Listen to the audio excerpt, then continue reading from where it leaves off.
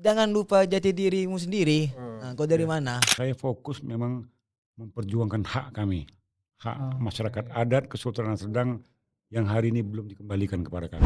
Saya akan berjuang sampai akhir hayat saya. Ini tidak hanya kepada Melayu, tapi kepada suku-suku yang lain. Ini kita jangan lupa ya, jangan lupa dengan akar budaya, dengan jati diri kita. Betul. Sebagai kepala adat, saya tetap berada di tengah. Ya. Saya tidak kiri, tidak ke kanan, tapi saya berada di atas kebenaran, ya, berpihak kepada kebenaran dan keadilan. Kitralen itu adalah akte konsesi Sultan Serdang dengan Senembah Maskapai. Kesalahan yang terbesar menurut saya adalah tanah dijadikan aset perusahaan. Tanah bukan aset perusahaan. Tanah adalah milik Sultan Serdang.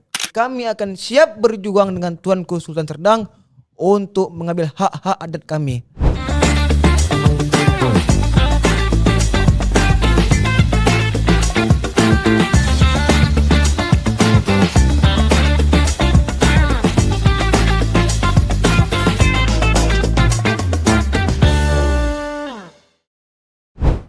Assalamualaikum warahmatullahi wabarakatuh. Ahoy. Kasih tepuk tangannya dulu. Penonton yang mana ini? Ya, bertemu kembali dengan saya Zen di Naira Studio Podcasting pada kesempatan kali ini. Hari Selasa hari ini ya, betul ya? Selasa. Hari Selasa ya. Selasa, udah kedengaran suara narasumber kita siapa ya. Sebagaimana janji kita hari ini live insya Allah di channel Naira Studio Podcasting di channel YouTube-nya. Alhamdulillah sudah welcome back ya ke channel awal. Dan sekali lagi kami ingatkan kita pastikan agar informasi yang disampaikan melalui channel Naira Studio Podcasting ini bisa tetap dinikmati oleh sahabat podcaster di luar sana. Dan kami mengharapkan juga partisipasi dari teman-teman sahabat podcaster di luar sana untuk tetap mendukung kami di channel Naira Studio Podcasting dengan cara subscribe, like, and share ya. Sultan Serdang ke-9, tradisi politik dan masa depan Melayu. Memang dari judulnya agak berat ya. Agak berat, terasa agak berat. Dan alhamdulillah sudah kita hadirkan ada Datuk Muda Hamdan Sukron. Assalamualaikum Datuk. Waalaikumsalam. Masya Allah. Kita cuma ngelihat beliau di TV-TV aja ya, TVRI maksudnya. Juga ada Tuanku Ahmad Tala'a, betul ya? Nah, nama tuanku ini boleh ditambahkan, Datuk Muda. Nama lengkap beliau, lupa saya, kemarin sempat dicatat. Tuanku Ahmad Tala'a Syarifun Alam Syah. Wah, betul. Itu nama lengkap beliau berserta gelar ya? Betul, sama gelar ya. Selamat datang tuanku. Assalamualaikum. Waalaikumsalam. Assalamualaikum. Sahabat podcaster juga di sini dan juga ada Datuk Muda Hamdan, insyaallah bisa berdiskusi dengan kita ngobrol-ngobrol tentang masa depan Melayu. Sebetulnya kalau saya pribadi, baik tuanku dan Datuk Muda Hamdan ini ingin mengulas dan mengangkat pembahasan ini pada bagaimana masa depan Melayu ke depan, khususnya Sumatera Utara ya. Kalau ini kan memang kebetulan kita undang ada Sultan Serdang, ya mungkin di suatu masa kita akan undang beberapa sultan-sultan lain nanti untuk berbincang tentang kemelayuan ini ke depan seperti apa. Kurang lebih gambaran seperti itu. Bagaimana kondisi masyarakat Melayu khususnya di Serdang ya. Ini sekarang Serdangnya sedang berdagai jatuhnya atau tetap di Serdang saja? Dia gini, Kesultanan Serdang itu wilayahnya sebahagian ada di Kabupaten Deli Serdang. Oke. Sebagian lagi ada di Serdang Bedagai. Baik. Batasnya sampai di situ? Ya, di Serdang Bedagai sampai Perbaungan, Pantai Cermin sama Serbajadi. Oh. Kalau di Deli Serdang, Batangkuis, Tanjung Rawa, naik ke atas sampai ke Gunung Muria. Itu wilayah adat Kesultanan Serdang. Baik. Tuanku ingin pertanyaan pertama dari saya ini sebenarnya. Bisa diceritakan kira-kira perjalanan keluarga tuanku dari Kesultanan Deli hingga Kesultanan Serdang membentuk identitas sebagai sebuah pewaris. Karena kan awalnya bersatu kalau saya tak salah informasinya. Tapi ini boleh diklarifikasi sampai kemudian tuanku aktif di dunia politik. Ini kira-kira kasih kita gambaran sederhananya seperti apa kira-kira perjalanannya? Ini jadi mulai berdirinya kerajaan. Iya, boleh. Singkat-singkat saja. Jadi pada abad ke-7 Kesultanan Serdang berdiri pada abad ke-17. Tepatnya 17. Boleh agak mendekat sedikit tentang 1723. Dikarenakan ada perseteruan ya masalah tahta di Kesultanan Deli. Sehingga adiknya ini dirajakan di Serdang oleh beberapa kedatukan. Itu dapatnya di Kampung Besar Serdang. Oke. Sejak itulah Kampung Besar ini sekarang namanya masih Kampung Besar? Desa Serdang. Serdang ya. Desa Serdang di Kecamatan Beringin, Deli Serdang. Oke. Jadi Bisa dengan ditangkap. Sultan pertama Tuanku Umar. Mm-mm. Nah, itulah Sultan Serdang pertama. Sampailah pada hari ini. Jadi ayah saya almarhum Tuanku Abu Nawar Sinar Sariful Alamsah. Oke. Itu ayah. Kemudian berkawin dengan Putri Sultan Deli. Jadi Balik lagi kemari. Ibu saya Hajah almarhumah Hajah Tengku Mulfi adalah putri Sultan Deli ke-11. Salah satu putrinya. Ya, Sultan Osman Al-Sani Perkasa Alam. Oke. Jadi saya ya asli putra Deli Serdang. Oke. Titik beratnya situ ya. Baik, ada pertambahan mungkin? Saya diangkat menjadi ya kepala adat atau Sultan Serdang. Agak mendekat lagi, ha? Allah yarham Tuanku Lukman Sinar Basarsah. Oke. Jadi ada adat yang kanun, raja mangkat, raja menanam. Maka sebelum Allah yarham Tuanku Lukman dimakamkan, maka diangkatlah saya sebagai pengganti. Oke, di tahun 2011 ya, kurang lebih. 2011. Oke. Sampailah sekarang, alhamdulillah sampai sekarang saya. Baik. Nah, kalau mungkin boleh dijelaskan sedikit Tuanku terkait dengan proses pemisahan ini dari Deli dan Serdang, walaupun sebetulnya dari segi ikatan pernikahan sebetulnya masih ada kekerabatan itu ya. Tadi kan masih ada kan? Jadi kalau kita kembali kepada awal berdirinya, ini kan mereka adik-beradik. Oh. Inilah Juriat Goca Pahlawan. Jadi yang bersaudara itu ya Serdang dan Deli. Oke. Ya adik-beradik. Cuman ya yang si adik mendirikan Kesultanan sendiri ya. Serdang. Oke. Dari segi Tuanku sendiri melihat kondisi sekarang ya, berjalannya waktu ya antara Kesultanan Deli dan Serdang, sebetulnya punya rasa tanggung jawab nggak untuk kemudian bagaimana ini dalam kondisi tetap terkoneksi dengan baik, punya hubungan yang baik gitu. Artinya kan kalau orang secara awam nih melihat bahwa keberadaan Deli dan Serdang itu kan kesannya perbedaan yang agak kontras gitu ya. Artinya yang satu di pusat kota, yang satu lagi di daerah, katakan begitu ya. Nah, apa kira-kira pandangan ke depan dari Tuanku untuk kemudian berupaya untuk lebih dekat lagi hubungan kedua kesultanan ini? Kami memang dekat, selain memang saudara, saya sedang berkomunikasi dengan Sultan Deli. Nah, kebetulan beliau tuh manggil saya Uwa. Oke. Iya, jadi kami sering berbagi cerita. Cuman wilayah adat kami yang Berbeda ya. Beliau di Deli, saya kan di Serdang. Jadi kami punya tanggung jawab masing-masing. Begitu juga dengan kesultanan yang lain, Langkat, Asan, Kota Pinang, Kualoh juga punya tanggung jawab masing-masing. Untuk ya paling tidak mengenalkan, melestarikan adat budaya di daerah kita masing-masing, itu dia. Oke. Nah, kalau dari sisi ada Kak mungkin pertemuan khusus misalnya antar kesultanan yang ada di daerah-daerah Sumatera Utara, katakan apa namanya, wilayah pantai timur ya, katakan seperti itu, yang memang itu kemudian mempertemukan kesemua sultan dan pemangku adatnya ini untuk kemudian berembuk bersama, membincangkan suatu hal yang kemudian mengambil keputusan bersama. Ada nggak momen-momen itu? Secara formal belum ya, tapi kadang-kadang kami bertemu di 2 orang. Cuman ini ada rencana kami mau membuat sebuah wadah sebagai forum komunikasi lah. Kami akan mungkin bertemu sebulan sekali atau sebulan 2 kali untuk menyikapi atau ya memberikan harapan-harapan kepada pemerintah yang sekarang. Itu mungkin. Ada planningnya seperti itu ya? Ada. Baik. Nah, ada sebagian orang berpendapat bahwa latar belakang itu agak kontras dengan citra dan tradisi sang sultan, katanya begitu. Nah, kira-kira bagaimana kemudian latar belakang pendidikan ini membentuk cara pandang sultan menata kerajaan secara modern pada saat ini? Saya jelas memilah ya.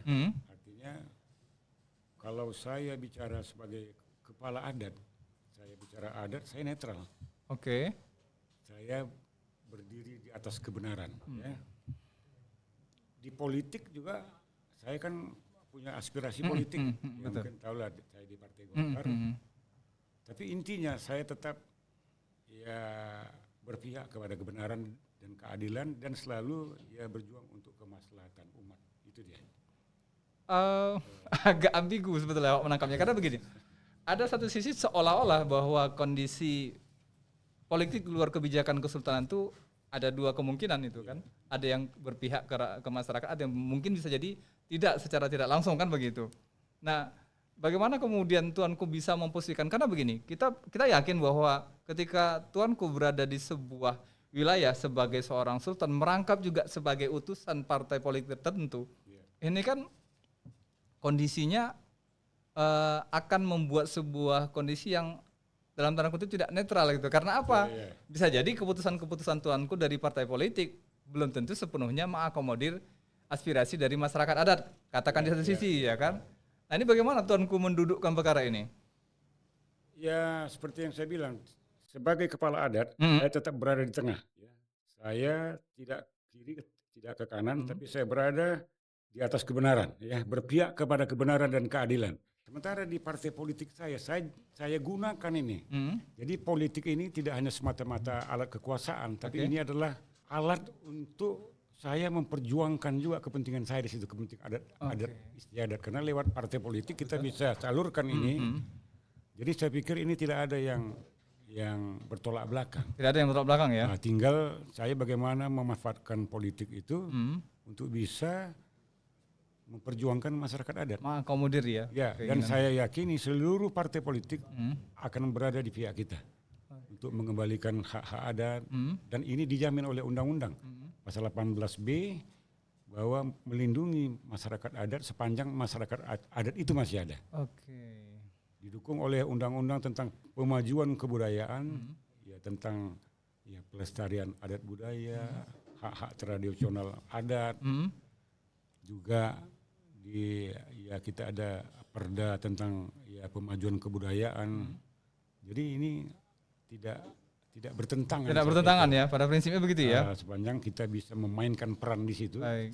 Saya jadikan politik itu sebagai alat untuk memperjuangkan itu. Baik. Berapa tahun tuanku terlibat di aktif politik katakan demokrasi saat ini? 14 tahun. 14 tahun ya. 14 tahun. Dan sempat juga menjadi ketua DPD di partai tersebut ya. Partai 10 tahun. 10 tahun. Ya. Struktur masyarakat adat yang tuanku bangun dengan kondisi sekarang ini, karena kan kita sekarang ini agak sulit sekali menjumpai susunan yang rapi dan sempurna katakan, artinya dari kasat mata kita terkait dengan keberadaan kesultanan di satu tempat, karena kita ada undang lebih dari 2 orang sultan sebelumnya hadir di meja politik kita dan masing-masing memang melabeli diri dengan masyarakat adatnya masing-masing. Nah kalau tuanku sendiri tadi kan mungkin cerita tentang batas wilayah, kemudian perangkat masyarakat adat ini, bisa diceritakan kita perangkat adatnya ini seperti apa konteksnya? Jadi saya berterima kasih ya kepada Allahyarham Tuanku Lukman Sinar Basasah yang telah membangun pondasi ini. Saya tinggal meneruskan. Apa itu? Yang pertama kita punya kerapatan adat. Ya. Ada di situ saya, datuk-datuk berempat, datuk berdelapan, datuk 14. Kemudian ditopang orang-orang besar kesultanan. Terus kami Tengku Lukman dulu membentuk penghulu adat. Di setiap kampung itu ada namanya penghulu adat. Dialah yang bertugas bagaimana mensosialisasikan adat budaya dan mengajak generasi muda untuk tetap cinta kepada budaya.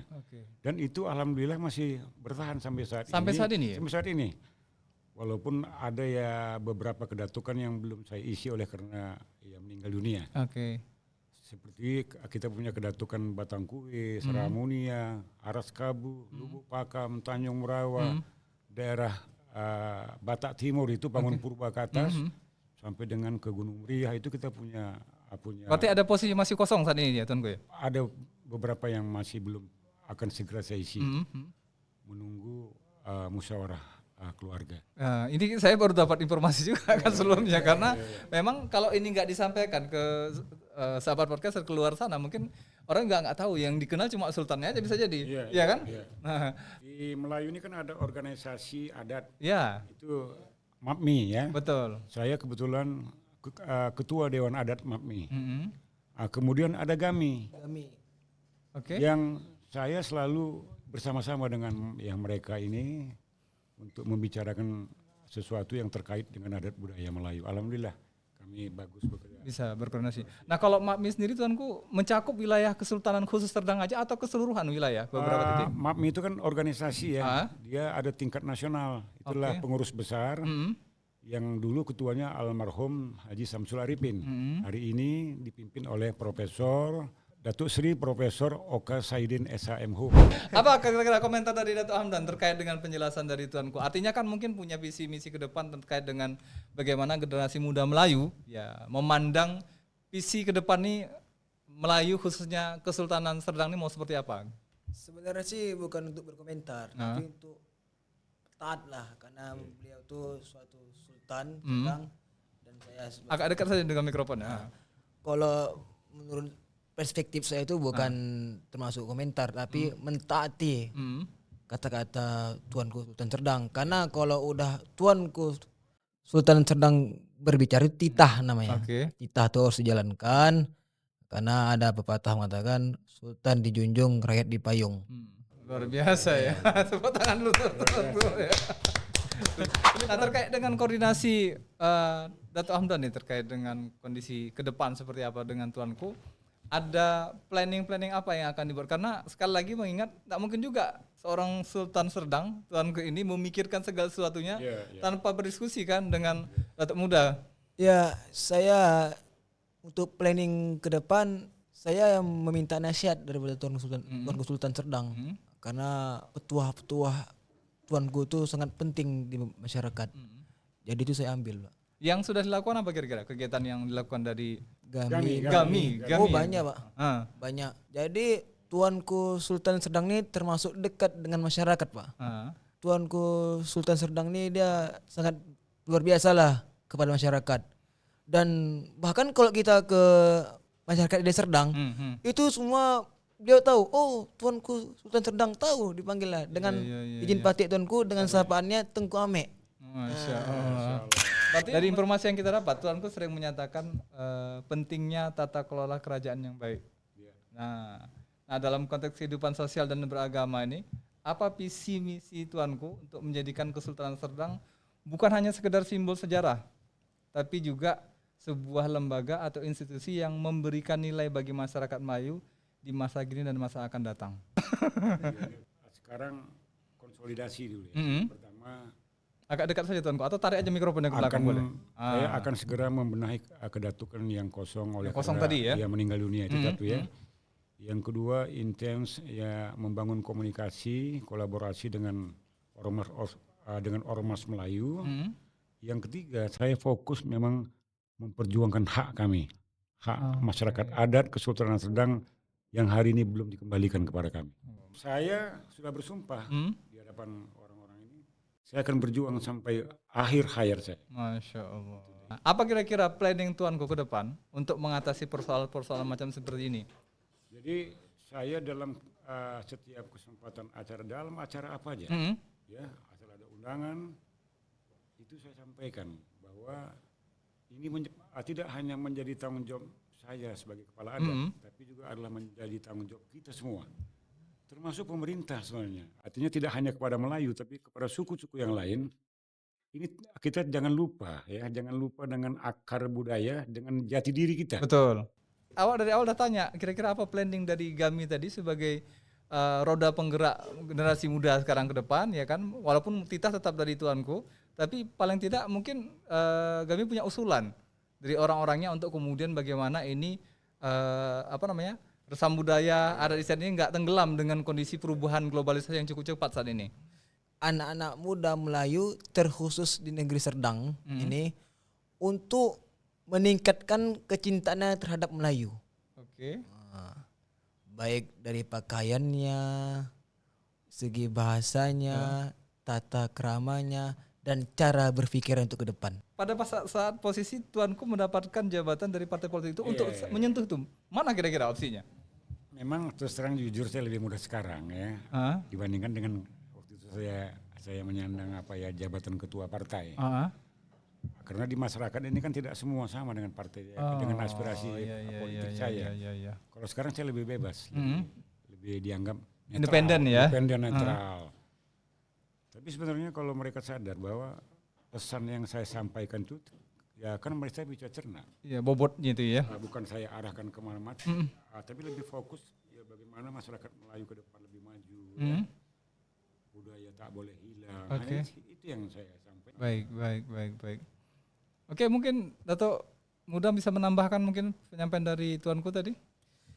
Sebenarnya kalau secara adab izin batik Tuanku bukan untuk peribahasa menambahkan, tapi mendengarkan. Boleh. Ya, jadi peribahasa dari Tuanku Sultan Serdang ini kita mendengarkan titahnya dan dijalankan. Nah, Baik.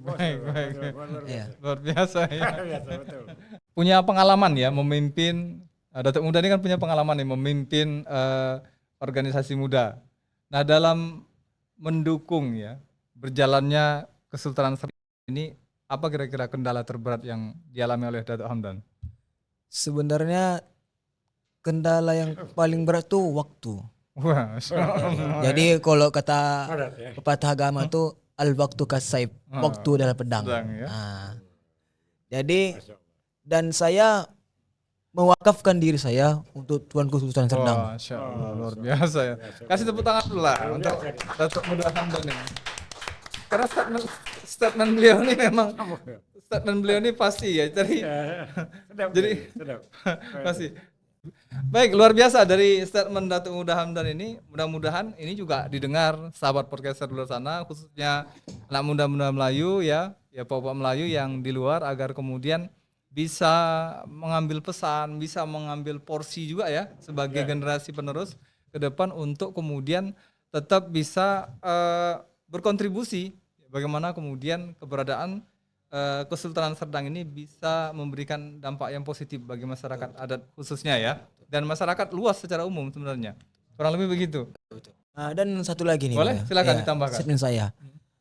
Jadi untuk anak-anak muda ke depan, jangan lupakan jati dirimu intinya. Jadi kalau kita mau di luar kota, Kamera kita selalu ya, sama. jadi untuk di luar kota izin patik tuanku, ya, untuk di luar kota hadapan, jangan malu kalau engkau tuh Melayu, itu intinya.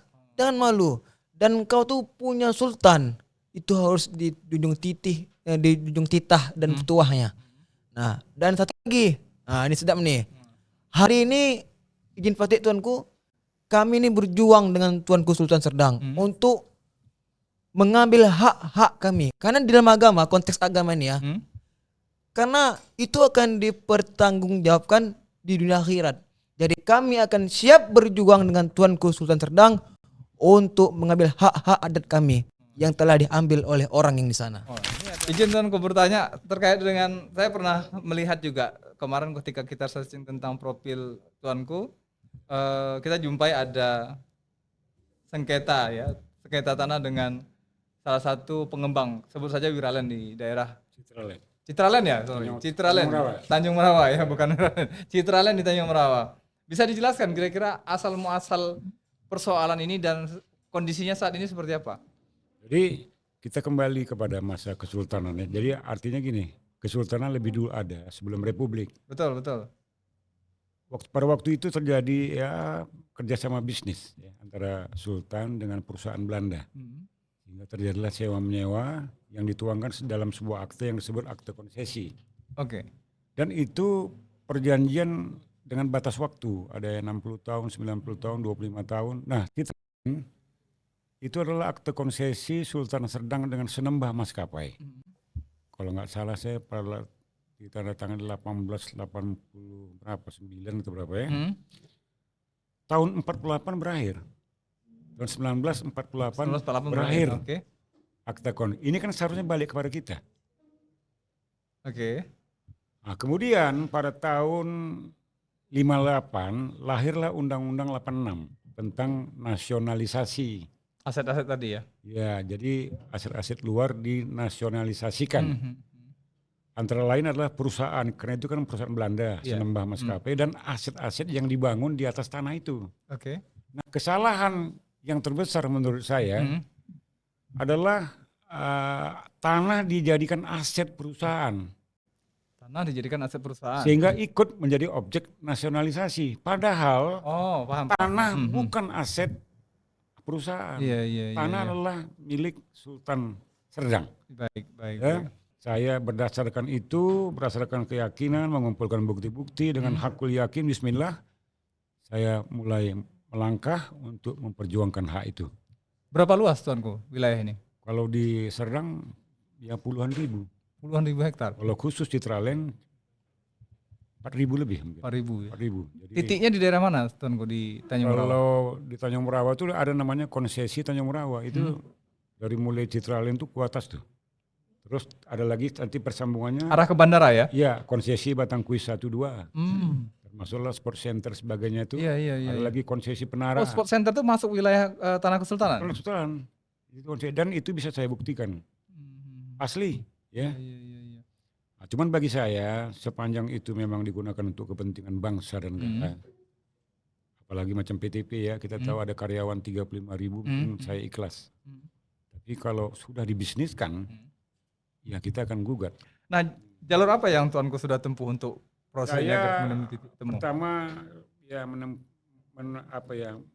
langkah persuasif lah, lewat somasi ya. Ada yang ditanggapi, ada yang mungkin menertawakan saya, ada yang membalas, ada yang mengundang untuk bertemu.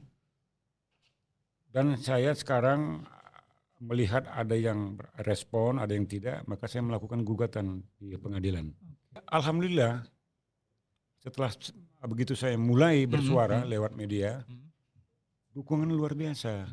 Karena mereka juga tahu ada hal-hal yang tak beres di situ. Jadi semua, dan bukan hanya suku Melayu, suku-suku lain juga mendukung saya. Termasuk masyarakat Simalungun, Karo, Batak, Mandailing, Jawa, yang semuanya memberikan dukungan moral kepada saya. Saya kadang-kadang ketika berbicara tentang konteks kesultanan dan sebuah pemerintahan di daerah, agak berandai-andai saya.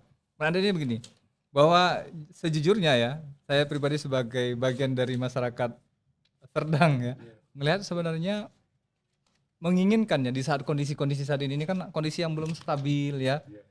Kemudian masyarakat juga masih resah dengan kondisi-kondisi yang ya permasalahan politik, ekonomi dan lain sebagainya. Contoh kasus misalnya kita melihat bagaimana agak sedikit menarik ini ke wilayah Delhi lah, katakan seperti ya. Kita ngambil sampel misalnya, walaupun bukan terkait langsung dengan Kesultanan Delhi, tapi kita melihat bagaimana kemudian kemarin ketika misalnya satu wilayah itu pendapatan daerahnya mulai tak stabil, kan akhirnya kemarin muncullah terkait dengan bagaimana pemerintah daerah itu mengupayakan agar mandiri. Kalau kita lihat seperti contohnya kemarin PBB ya, yang naik sekian ratus%. Itu kan itu di Pati memang, tapi sebetulnya berlaku juga di wilayah lain sebenarnya, termasuk mungkin di Sumatera Utara atau katakan wilayah Pantai Timur, itu satu. Kemudian juga kita melihat kemarin ada kisruh tentang masalah plat BL ya, yang sempat kisruh. Ini saya tidak memfokuskan ke arah sana, tapi maksud saya kalau posisi itu dikondisikan kepada seorang sultan, tuanku katakan saat ini kondisinya. Apa komentar tuanku kalau pada kondisi itu tuanku berada pada posisi itu? Wah, ini saya lebih mengomentari efisiensi yang. Iya, benar. Saya lebih kepada ya kita menjual potensi kita yang ada kepada mitra, kepada investor. Dengan begitu kan itu kan akan membuka lapangan pekerjaan, pendapatan masyarakat, daerah dapat. Itunya Islam daripada saya membebani rakyat saya.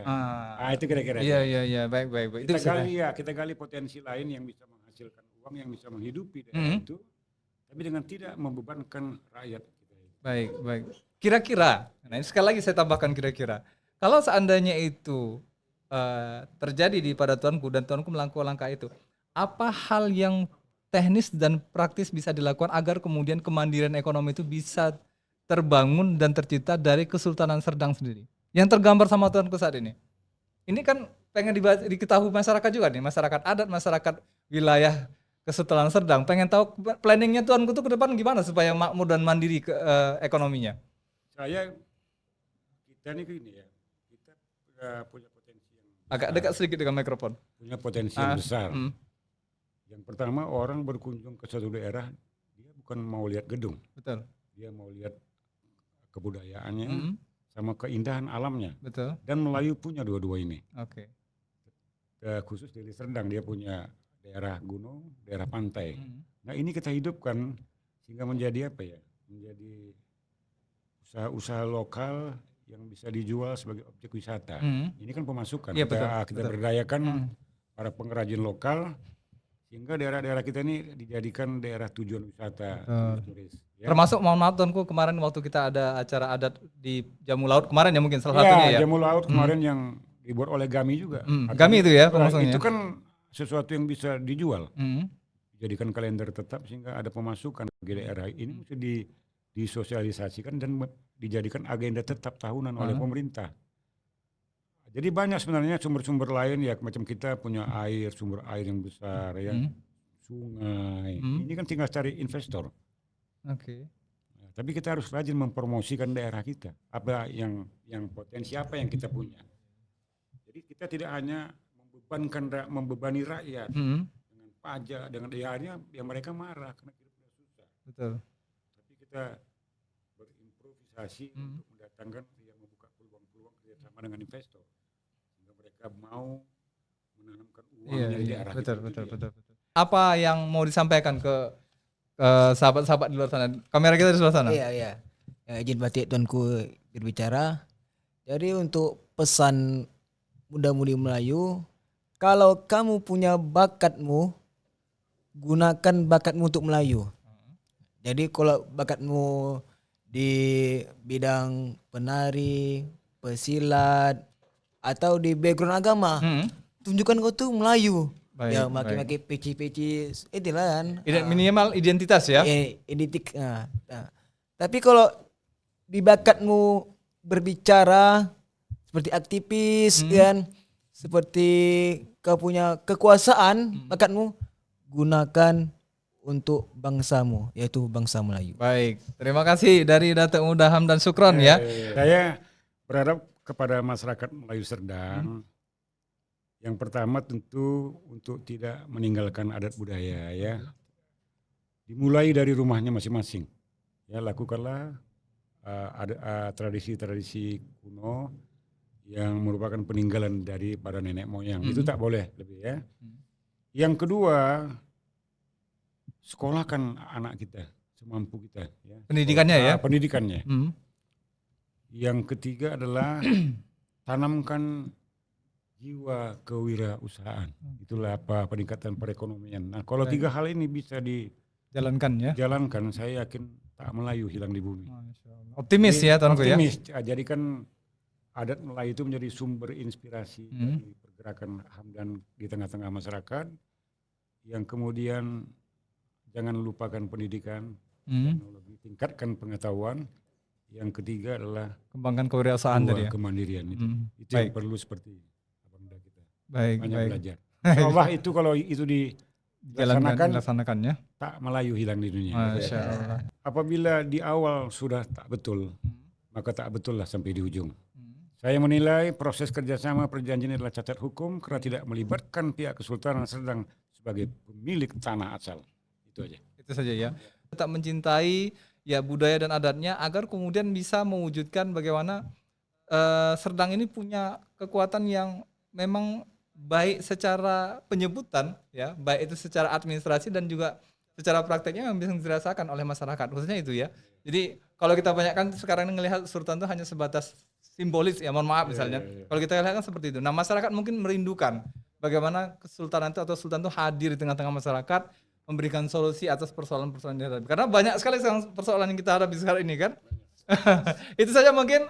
Saya Zian mohon undur diri. Terima kasih telah menonton acara kami. Sekali lagi jangan lupa subscribe, like, and share channel kami di YouTube, ada juga di TikTok, ada di Facebook dan juga di Spotify. Assalamualaikum warahmatullahi wabarakatuh. Ahoy.